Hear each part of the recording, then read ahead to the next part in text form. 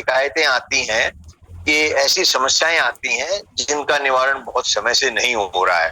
तो औसतन 2-4 समस्याओं को 5 भी ले लेते हैं, कई बार कम ज्यादा होती रहती हैं। तो उनकी हम कोशिश करते हैं कि उन से संबंधित विभागों को उसको भेजा जाए राज्य में और उस पर कार्रवाई की जाए।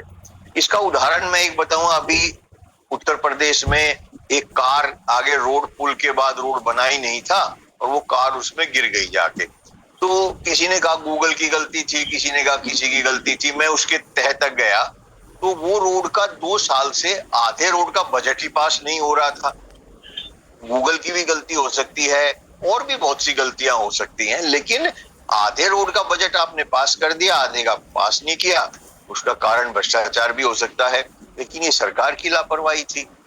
क्योंकि हमारे देश में फिर बात आती है अंग्रेजों की या जो व्यवस्था चल रही है, जिम्मेदारी जवाबदेही नाम की कोई चीज अभी तक तय ही नहीं हुई है, प्रधानमंत्री से लेके और मंत्री तक और संतरी तक।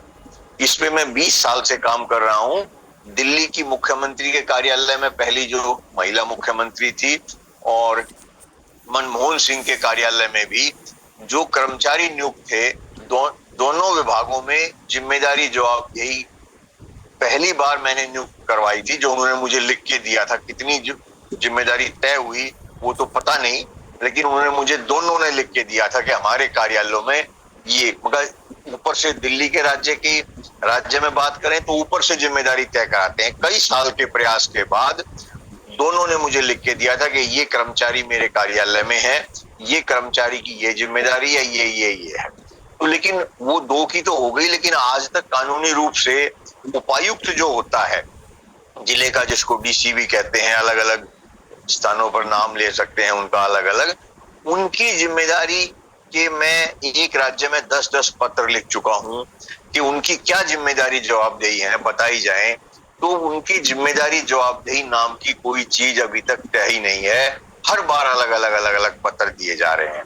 एक दूसरी में जिम्मेदारी जवाबदेही का अभाव। एक तीसरा जो मैं विशेष प्रयास करता हूं, मैं बहुत से राज्यों में जा चुका हूं, अधिकतर राज्यों में देश के में जाता हूं भ्रमण के लिए।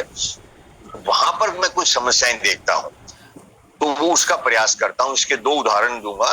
मैं 2015 में जयपुर में किसान बैठक में गया। वहां पर जाके वहां की एक फूलेबाई मंडी है जयपुर में, एशिया की सबसे बड़ी मंडी उस टाइम बताई जा रही थी। तो उसमें मैं गया देखने, जहां भी जाता हूं तो आसपास की बैठक में गए, जहां भी गए तो मेरा ये प्रयास रहता है कि आसपास के क्षेत्र को घूमा जाए, देखा जाए, कुछ समस्या वहां की आए। तो मैंने देखा वहां पे किसान शेडों पर आड़तियों ने कब्जे कर रखे हैं।